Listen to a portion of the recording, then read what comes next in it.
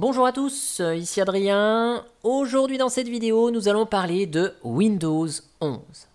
Alors qu'en 2015, rappelez-vous, Microsoft avait promis que Windows 10 serait l'ultime version de son célèbre système d'exploitation, avec des mises à jour en continu, des packs de fonctionnalités qui arrivent tous les 6 mois, et bien là, coup de théâtre, son successeur Windows 11 arrive.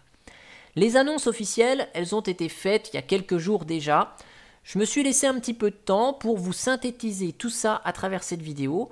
Toutes ces nouveautés, aussi bien sur le plan graphique, esthétique que sur le plan technique.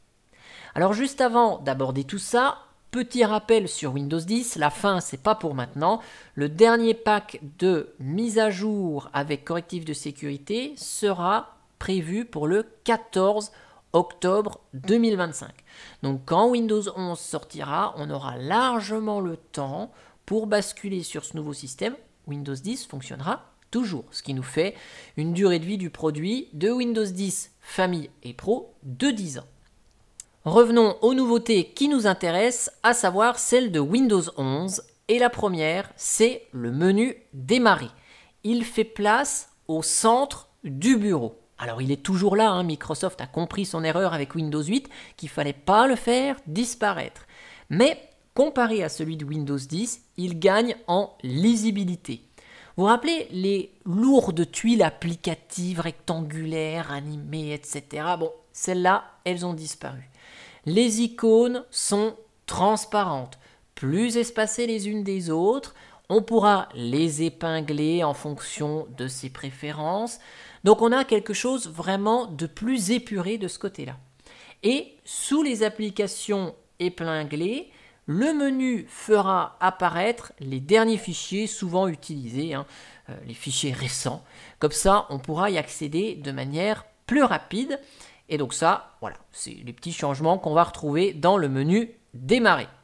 Autre nouveauté, c'est la gestion du multi-fenêtre et multi-écran. Vous le voyez ici, Microsoft a pensé aux personnes qui utilisent plusieurs fenêtres sur le même écran, voire plusieurs écrans, et a introduit l'outil qui s'appelle Snap Layouts, qui va permettre d'organiser la position des fenêtres côte à côte ou comme on le souhaite. Vous voyez 50% à gauche, 50% à droite, 2 tiers à gauche, 1 tiers à droite, 1 tiers, 1 tiers, 1 tiers, ou d'autres agencements suivant le nombre de fenêtres que vous avez et comment vous souhaitez organiser vos fenêtres. Donc cet outil permettra peut-être de travailler de manière plus efficace quand on a des grands écrans pour afficher les différentes fenêtres avec une disposition adéquate par rapport à notre utilisation.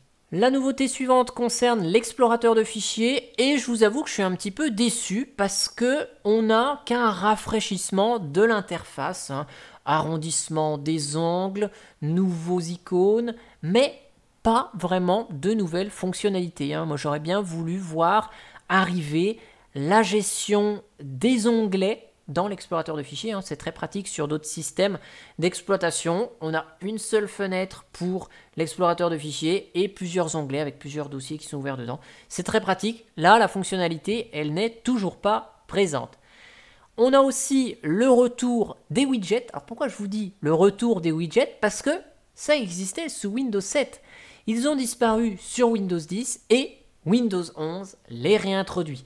Météo, bourse, actualité, ils viennent se nicher dans un panneau latéral qui sera escamotable et ça pourra être agencé en fonction de notre propre intérêt. On pourra organiser tout ça. Et puis, ce panneau de widgets permettra aussi de renvoyer les différents widgets à des applications comme le calendrier ou le gestionnaire de tâches. Donc, ça peut être une opportunité de réagencer son espace de travail d'un point de vue bureau. Évidemment, Microsoft n'oublie pas les gamers avec Windows 11 puisque comme sous Windows 10, on aura la prise en charge de DirectX 12 Ultimate qui va permettre d'obtenir des graphismes immersifs à des fréquences d'image élevées. Donc si vous avez un écran haut de gamme, vous aurez tout le loisir de pouvoir l'utiliser grâce à DirectX 12 Ultimate. En plus, Microsoft va intégrer 2 technologies issues de la Xbox. La première, c'est Direct Storage, qui accélère la vitesse de chargement des jeux et réduit le temps de latence. Et la deuxième, c'est Auto HDR qui introduit une diffusion en haute résolution, quel que soit le jeu. Donc ça, c'est extraordinaire. Et on aura même la possibilité d'activer des paramétrages spécifiques concernant la gestion de l'énergie qui permettra la réduction des tâches de fond pendant que vous êtes en train de jouer. Donc ça, c'est vraiment top. L'annonce de la refonte du Microsoft Store qui accompagne la sortie de Windows 11 a fait son petit effet, notamment avec la possibilité de lancer des applications Android. Et ouais, longtemps évoquée par Microsoft, la fonctionnalité devient donc une réalité. Ce Microsoft Store intégrera le catalogue de Amazon, l'App Store d'Amazon, de manière transparente aussi pour l'utilisateur. Donc, ici, on aura un centre logiciel qui propose beaucoup de fonctionnalités. Alors par contre, le prérequis pour bénéficier de l'Amazon App Store, c'est de disposer d'un compte Amazon, évidemment. Et donc, dès la sortie de Windows 11, il devrait même être possible de retrouver les applications qu'on a déjà acquises sur l'App Store, si on les avait déjà avant, évidemment. La prochaine chose dont je voudrais vous parler a vraiment retenu mon attention, même si elle n'a pas fait grand bruit. Parce que au cours des dernières années, vous avez remarqué, avec Windows 10, c'est vraiment de plus en plus difficile de créer une session qui n'est pas connectée à un compte Microsoft. C'est encore possible avec quelques astuces, mais c'est assez fastidieux. Et bien, avec Windows 11, Microsoft va exiger une connexion réseau ainsi qu'un compte Microsoft pour configurer son PC pour la première fois. Oui, donc pour certains utilisateurs, il est peu probable que ce changement soit un facteur de rupture avec Microsoft Windows, mais pour ceux qui se méfient encore de la collecte des données par Microsoft, avec la télémétrie et tout ça, ça risque de pas bien être accueilli quand même. Alors maintenant, on va parler un petit peu plus technique et je vais me focaliser sur la partie migration parce que Microsoft a annoncé que ce serait disponible gratuitement, cette mise à jour vers Windows 11. Et le procédé pour passer de Windows 10 à Windows 11 sera le même que la bascule de 7 à 10 ou de 8 à 10 avec le fameux assistant qui vous demande si vous voulez conserver vos documents et vos applications, que vos documents ou rien du tout et partir sur une installation toute propre. Mais, parce qu'il y a un mais, la configuration va être un petit peu plus costaud. Premier prérequis non négociable, avoir du 64 bits. Donc si vous avez un Windows 10 32 ou que votre matériel n'est pas compatible 64, vous faites une croix sur Windows 11. Minimum requis, 4 Go de RAM, 64 Go de stockage. Après, attention pour la partie processeur. Vous devez avoir, pour Intel, les puces de 8e génération et plus. Ce qui correspond à Intel Coffee Lake génération 8, Coffee Lake Refresh génération 9, Comet Lake génération 10, Rocket Lake et Tiger Lake pour la génération 11 et plus évidemment. Côté Xeon, Xeon Skylake, Cascade Lake, Copper Lake et Ice Lake. Si vous êtes chez AMD, qu'est-ce que vous devez avoir? Un Ryzen 2000 ou plus, donc 2000, 3000, 4000, 5000. Si vous avez un Threadripper, 2000, 3000, le Pro 3000 et les générations 2 et plus des EPYC.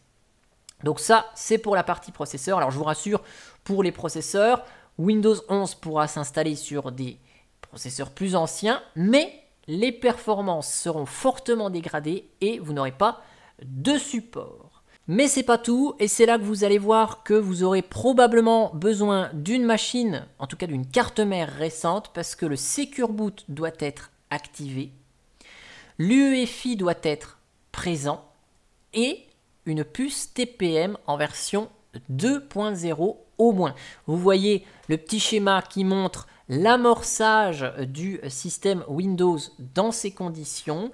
Et donc là, vous devez avoir ces trois composants-là, sinon vous ne pourrez pas installer Windows 11.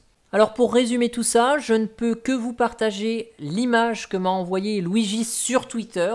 C'est un schéma qui résume vraiment bien tout ce que je viens de vous dire ici. Si vous êtes sur Windows 10, voici les questions à vous poser qui vous guideront vers les trois solutions. Oui, je peux utiliser Windows 11.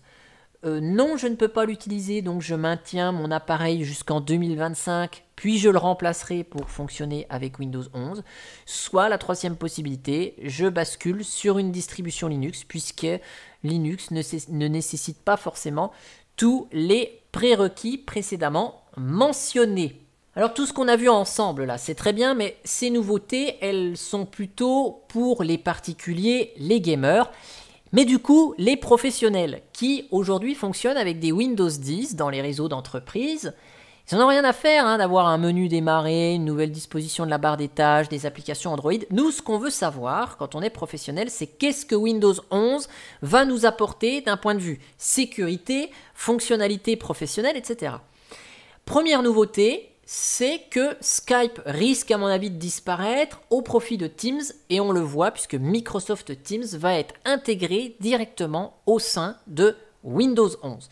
Comme ça, on aura des notifications, c'est une fonctionnalité qui va être appréciable. Nous, on utilise Teams, comme ça, tout est intégré dans le système. C'est ma foi pas mal du tout. Et finalement, ça semble tout. Et quand on est un professionnel de l'informatique, qu'on administre un parc de Windows 10 Pro, on peut se poser la question, Windows 11, qu'est-ce que ça va m'apporter en plus d'un point de vue sécurité?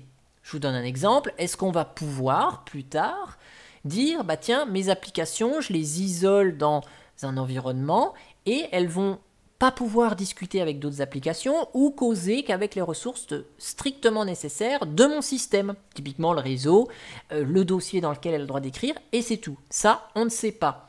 Quand on est dans un réseau d'entreprise, est-ce qu'on va avoir des améliorations, des nouveautés? On se pose la question. Vu qu'on parle d'entreprise, est-ce qu'il y a des nouveaux paramétrages qui seront supportés par la gestion des stratégies de groupe, les fameuses GPO? Quand on est dans un Active Directory, de quoi allons-nous bénéficier en plus par rapport à Windows 10? Vu que je parle d'Active Directory, c'est là-dedans qu'on retrouve les comptes des utilisateurs, mais est-ce que finalement on va pouvoir toujours faire ça, ou est-ce qu'on sera obligé d'utiliser un compte Microsoft Office 365? On ne sait pas trop quelles sont les perspectives pour les professionnels finalement avec Windows 11. Microsoft a peu communiqué là-dessus. Donc finalement, est-ce que Microsoft se dit, les professionnels, on est sur une certaine stabilité et on ne change rien? On n'a pas trop de réponses à nos questions. En tout cas, j'espère que cette vidéo sur une petite présentation de Windows 11 vous aura plu sur les fonctionnalités qui ont été dévoilées à ce jour sur Windows 11. Et moi, je vous dis à bientôt pour une prochaine vidéo. Allez, ciao ciao!